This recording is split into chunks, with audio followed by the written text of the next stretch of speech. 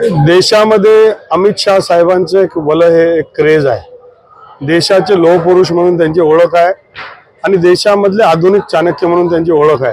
त्यांची रणनीती, त्यांचा प्रत्येक शब्द हा एक दगडावरची, काळ्या दगडावरची सफेद रेष असते आणि लोक त्यांना खूप चाहतात। आणि मग आपण पाहिलं की धुळे आणि नंदुरबार जिल्ह्यासाठी 9 विधानसभा मतदारसंघासाठी दोंडाईच्याला सेंटर करून ही सभा घेण्यात आली होती। प्रचंड प्रतिसाद त्यांना मिळाला। लाईव्ह सभा, इलेक्ट्रिफाइंग सभा ज्याला म्हणतो, की प्रत्येक माणूस हा जागृत असतो आणि त्यांच्या प्रत्येक शब्दाला दुजोरा लोकांनी दिलेला आहे।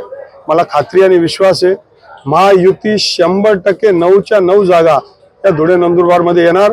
कारण धुळे नंदुरबारचे लोक हे देशभक्त, देव देश आणि धर्मावर प्रेम करणार आहेत आणि मग महायुतीला 9च्या 9 जागा आम्ही देणार आहेत। हे धुळे जिल्ह्याच्या तमाम जनतेने ठरवलेलं आहे। आव्हान आपल्याला वाटतात या निवडणुकीमध्ये? आम्ही 5 वर्ष 12 महिने मागच्या 25 वर्षापासून काम करतोय। मग विद्यार्थी जो अभ्यास करतो त्याला परीक्षेची चिंताच वाटत नाही। मग आमच्याकडे प्रेमाचं वातावरण आहे, लोकशाहीचा उत्सव आहे। आमची जनता हा उत्सव मनवते आणि कुंभाचा मेळावा कसा असतो तसं आमचं हे इलेक्शन आहे। फार जे इतर तितर भाषण देणार त्यांच्याकडे फार आम्ही लक्ष देत नाही।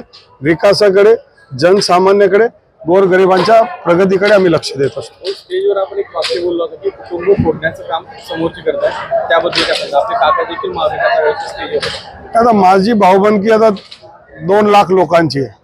तर कोणाकोणाला काय काय सांभाळू सगळ्यांना, आणि म्हणून हे होतच असतं।